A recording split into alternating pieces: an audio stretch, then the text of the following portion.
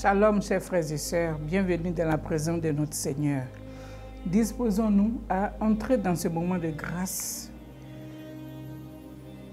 afin de recevoir le message de ce jour. Voilà.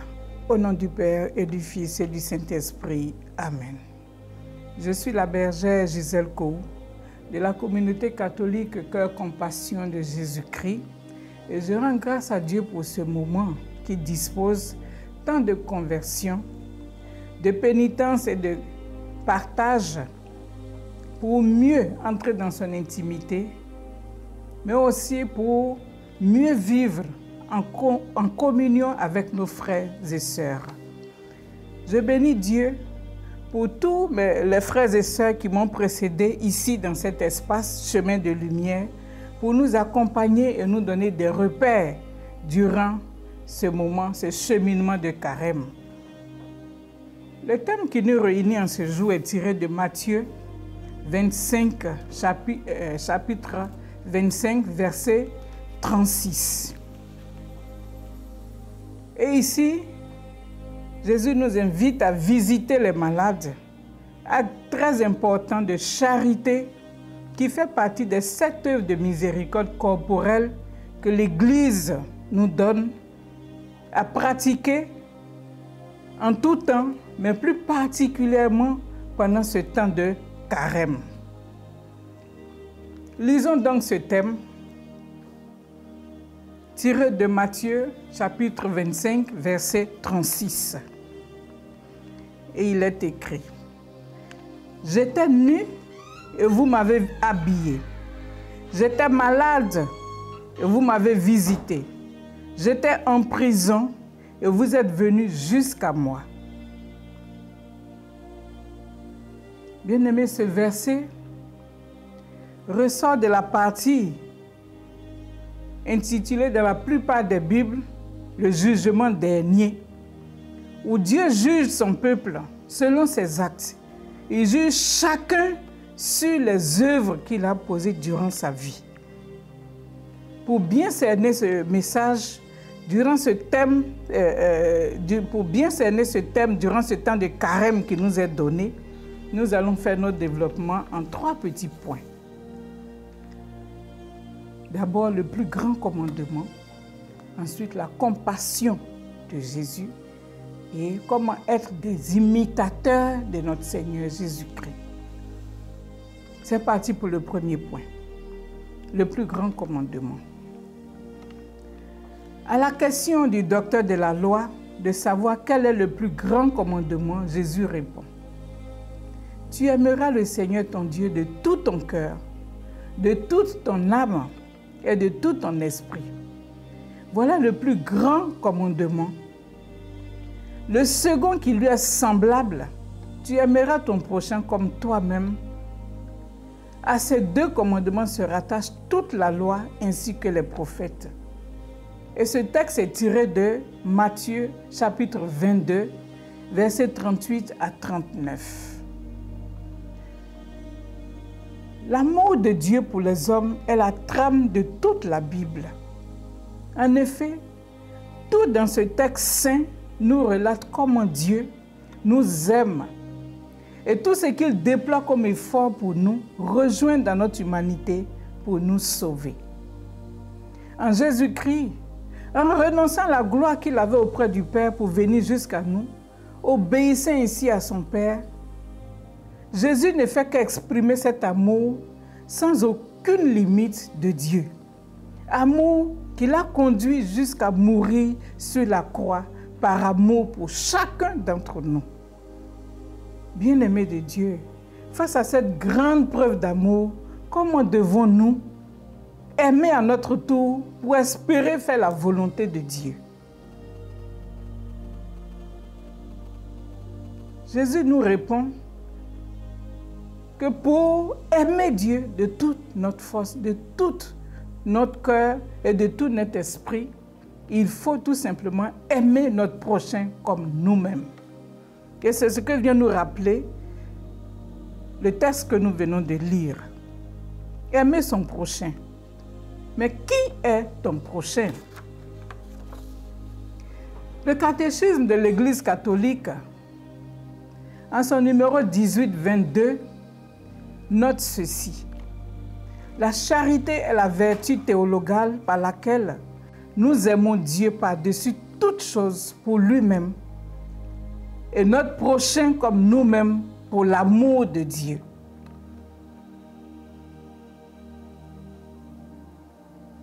Qui est donc notre prochain? C'est tout homme qui est notre prochain. Et tu peux devenir le prochain de tous ceux que tu rencontres. Ton prochain, c'est celui que Dieu met sur ta route pour que tu l'aides ou pour recevoir de lui quelque chose d'utile pour toi. Donc c'est dans les deux sens. D'abord donner à quelqu'un et ensuite recevoir de lui. C'est dans ce mouvement-là que se passe l'amour du prochain. La parabole du Samaritain, en Luc 10, versets 25 à 37, nous fait comprendre que Jésus est lui-même ce Samaritain, agressé, blessé, souffrant et laissé pour mort au bord du chemin. Et c'est ce Jésus que nous devons reconnaître en chacun de nos frères et sœurs en humanité. Et c'est à ce frère que nous devons manifester nos actes de charité, nos actes d'amour, nos actes de vie, en lui donnant cette confiance, cette charité, en lui exprimant notre amour, tout simplement. Et la compassion de Jésus, qui n'a pas de limite, s'exprime dans la vie de chacun de nos frères et sœurs. Et c'est ce que nous demande de faire, et c'est ce que nous allons voir dans le point 2. La compassion de Jésus. Jésus nous apprend que la bonne nouvelle ne se limite pas seulement à des paroles, mais elle produit un changement. Et elle doit produire un changement dans nos vies, dans nos propres vies, mais aussi dans la vie des personnes envers qui ces paroles sont adressées. Jésus n'est pas venu pour guérir les malades, mais pour apporter le salut. Il n'est pas venu pour seulement guérir les malades, mais pour apporter le salut. Parce que nous sommes pécheurs, notre salut s'accomplit dans la souffrance, par la maladie et par la croix. Et la maladie nous prend notre dignité, nous fragilise, nous diminue physiquement et moralement. Elle entraîne le découragement et le repli sur soi. En guérissant la femme qui perdait du sang depuis 12 ans, Jésus lui redonne la vie. Il lui redonne sa place dans la société.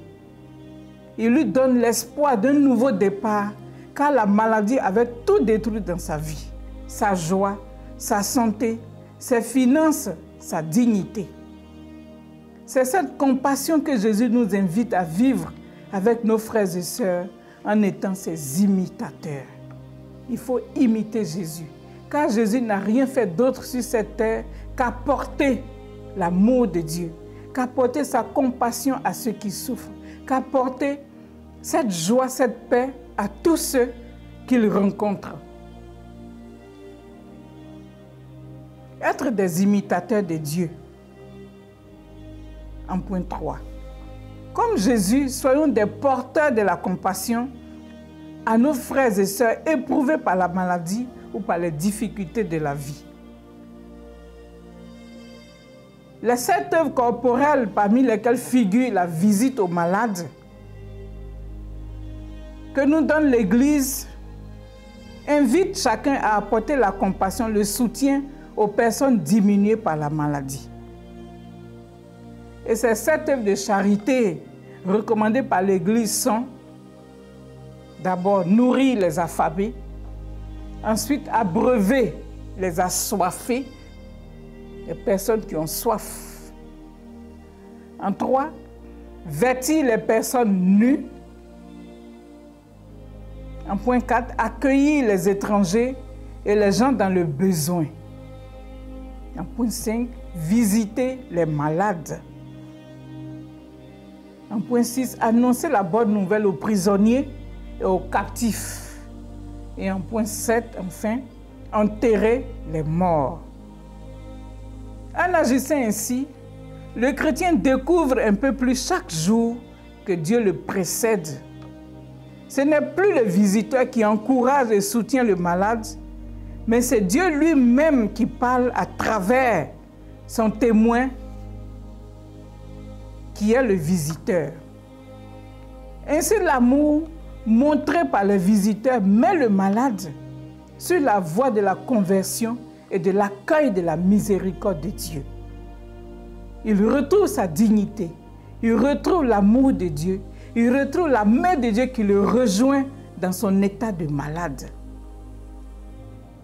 Imiter Jésus, c'est servir les autres et servir Dieu comme il se doit, avec joie, persévérance et amour. Mettre de côté nos propres petits intérêts, nos intérêts personnels pour servir et aider les autres à progresser, à avancer, à se rapprocher de Dieu, à guérir de leurs blessures et de leurs maladies. Voilà un bon plan de vie, dont le principe fondamental est toute promotion que Dieu me donne dans le royaume est toujours pour l'intérêt des autres. Dieu te donne la vie pour les autres. Dieu te donne l'amour pour aimer les autres. Dieu te donne tout ce que tu as pour le bien des autres. Et durant sa vie terrestre, Jésus s'est totalement et entièrement donné aux autres et jusqu'à son dernier souffle sur la croix. Toi, bien-aimé, que fais-tu pour les autres? T'inquiètes-tu pour quelqu'un de ton groupe que tu n'as pas vu depuis plusieurs jours? T'inquiètes-tu pour celui dont tu n'as pas de nouvelles? Lèves-tu une cotisation pour quelqu'un qui est malade ou en difficulté? Que fais-tu pour ton prochain en difficulté? Écoutons cet exemple-là, lu quelque part. Un homme qui avait occupé des postes importants dans la société et qui, au soir de sa vie, n'avait que sa pension de retraite pour vivre. Mais un homme généreux qui était prêt à aider les autres, même avec le peu qu'il avait dans sa retraite. Cet homme est tombé malade et ses soins ont nécessité beaucoup d'argent que ses enfants n'ont pas pu réunir pour le sortir d'hôpital. Les parents et amis qui le visitaient de temps en temps à l'hôpital, dès que l'annonce de la facture, le montant de la facture a été énoncé, on commençait à se faire plus rare. Le médecin qui s'occupait du malade et qui était de la région même du malade a eu cette idée-là. Parce qu'il connaissait la mentalité de ses compatriotes. Il a décidé de leur annoncer que le malade était décédé. Et lui-même a pris son téléphone pour appeler les personnes importantes de la région pour leur dire que leur frère malheureusement n'a pas survécu. Et qu'il fallait, pour sortir son corps de l'hôpital pour faire les obsèques, payer le montant de la facture de l'hôpital. Bien-aimé, en un temps record, le montant de la facture a été levé par les cotisations de tous les membres de la communauté. Une délégation a rencontré le médecin pour payer ses frais afin de récupérer le corps. Une fois la facture réglée, le médecin les a accompagnés à leur voir le corps du décédé, du défunt. Et là, ils rencontrent quelqu'un qui est vivant, bien vivant, et qui leur ouvre la porte avec un large sourire.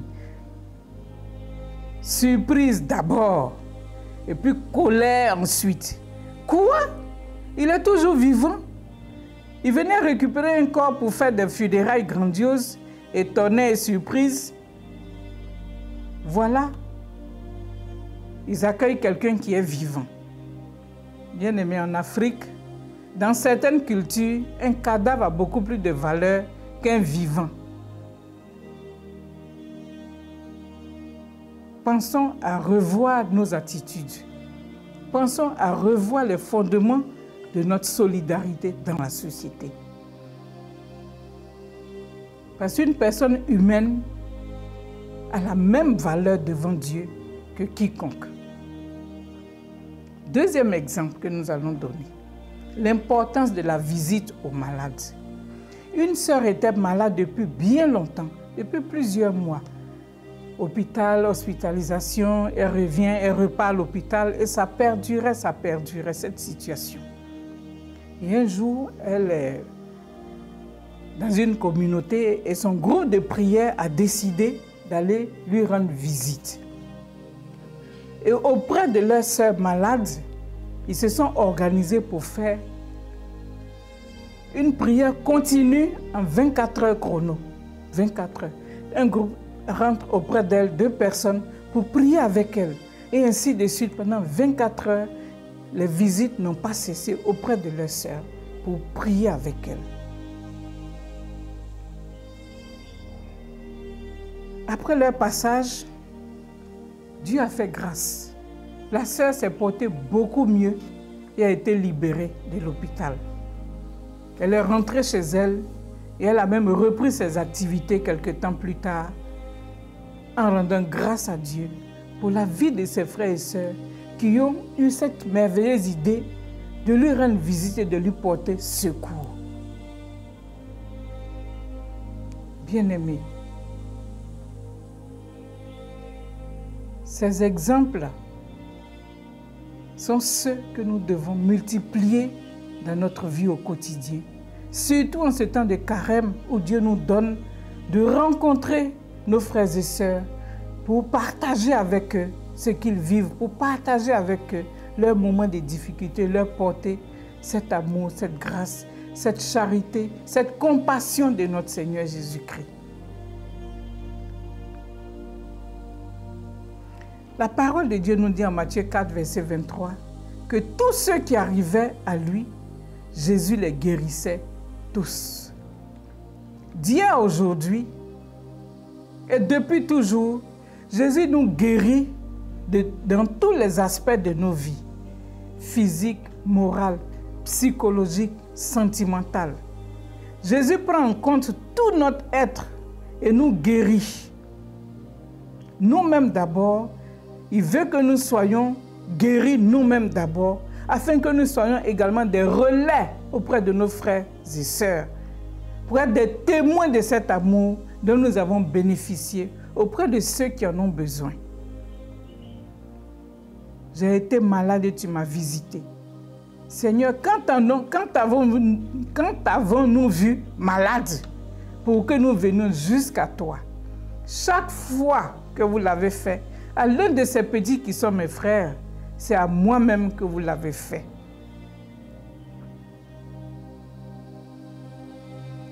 Pour aimer Dieu et faire sa volonté, entrons dans cette voie qui nous est offerte en faisant œuvre de compassion à l'égard de tous ceux qui souffrent autour de nous, que nous les connaissions ou pas.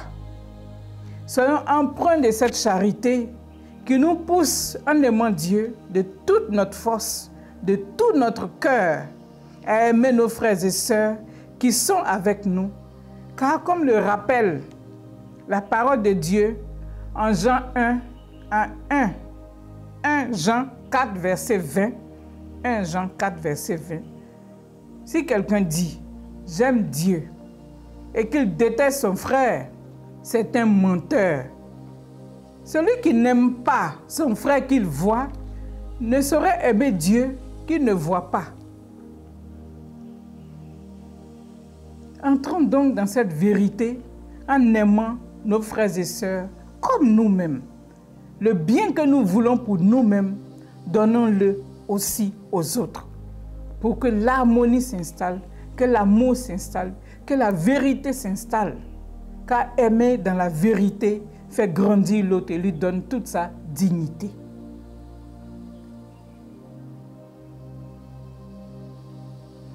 En ce temps favorable donné par l'Église catholique pour faire un cheminement, pour chercher Dieu dans l'intimité de nos cœurs, mais aussi pour ouvrir nos cœurs à accueillir nos frères et sœurs malades et ou dans le besoin, ouvrons les yeux, ouvrons nos yeux, ouvrons nos mains pour accueillir, aller jusqu'à la périphérie de nos lieux professionnels, de nos quartiers, de nos familles même, pour tendre la main à tous ceux qui de plus en plus manquent du nécessaire, de l'indispensable pour se soigner ou pour vivre décemment. Pour résumer, bien-aimé, en ce temps de carême, Dieu t'invite, toi, à vivre l'amour vrai, à vivre l'amour envers l'autre, comme si c'était à l'égard de toi-même. Ce que tu voudrais pour toi, fais-le pour l'autre. Donc en ce temps, le Seigneur Jésus t'invite à être le prolongement de ses mains, à être le prolongement de ses pieds, à être le prolongement de ses poches pour venir en aide à celui qui est malade, à celui qui est souffrant, à celui qui est affamé, à celui qui est en prison. Car chaque fois que tu le fais à quelqu'un, peu importe la personne, c'est à Jésus lui-même que tu le fais. C'est à Jésus lui-même que tu exprimes tout cet amour. Mettre en pratique les 3 piliers de carême que sont la prière, le jeûne et le partage. Puisons dans le jeûne et la prière la force pour aller vers nos frères et sœurs, pour leur partager l'amour de Dieu, leur apporter réconfort et guérison, leur apporter joie, dignité et force pour reprendre leur place dans la société et vaquer à leurs occupations. Jésus rejoint chacun d'entre nous pour nous redonner force, courage et guérison. Soyons des imitateurs de notre Seigneur Jésus-Christ en portant aux autres cette compassion, cet amour, cette joie, cette dignité. Une prière pour terminer ce moment. Seigneur, aide-nous en ce temps de carême à ouvrir les yeux de notre cœur pour voir autour de nous nos frères et sœurs en détresse, afin de leur porter secours.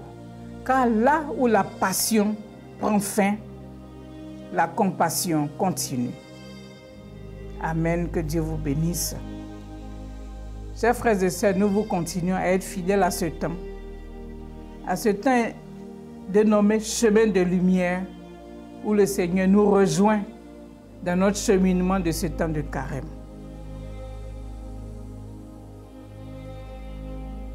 Nous avons prié au nom du Père et du Fils et du Saint-Esprit.